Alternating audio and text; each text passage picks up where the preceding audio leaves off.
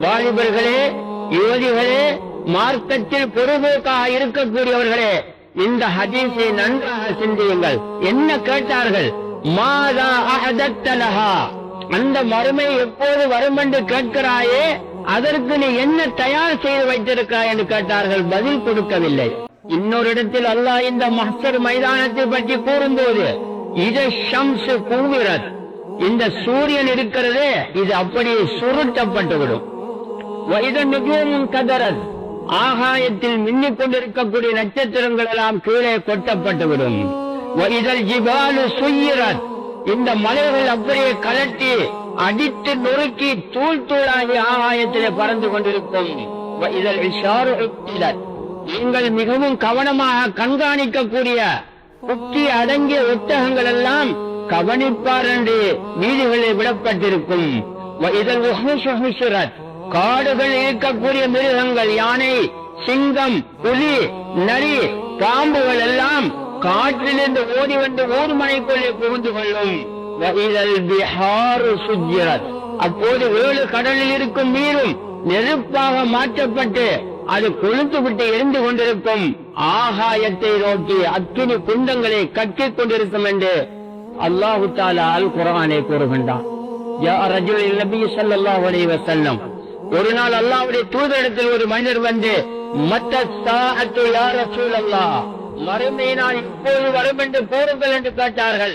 அதற்கு அல்லாஹ்வுடைய தூதர் பதில் கூறவில்லை.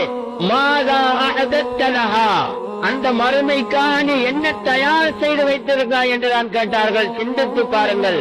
வாலிபர்களே, யுவதிகளே, மார்க்கத்தில் பொறுப்போக்காக இருக்கக்கூடியவர்களே, இந்த ஹதீஸை நன்றாக சிந்தியுங்கள். என்ன கேட்டார்கள்? மாதா அஹதத்தலஹா, அந்த மறுமை எப்போது வரும் என்று கேட்கிறாயே, அதற்கு நீ என்ன தயார் செய்து வைத்திருக்கிறாய் என்று கேட்டார்கள். பதில் கொடுக்கவில்லை. ஆனால் அல்லாஹ் தஆலா அல் குர்ஆனிலே அதற்குரிய பதிலை கொடுக்கின்றான். ஒரு சூர் ஊதப்படும் ஒரு நாளிலே.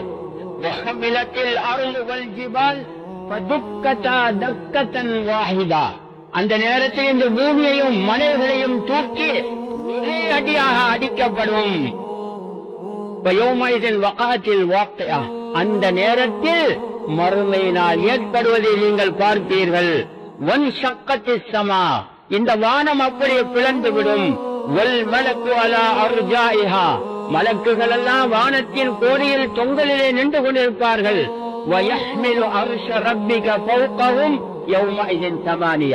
அந்த நேரத்தில் அந்த ரஹ்மானுடைய அரசை 8 மலக்குகள் சுமந்து கொண்டிருப்பார்கள் என்று அல்லாஹ் இதிலே கூறி, இப்படி நடந்தால் இந்த மலைகளும் பூமிகளையும் தூக்கி ஒரே அடியாக அடிக்கப்பட்டு மலைகள் எல்லாம் தூசி தூசியாக பறந்தால் நீங்கள் அந்த மறுமை நாளை எதிர்பாருங்கள் என்று அல்லாஹ் தஆலா கூற வேண்டாம்.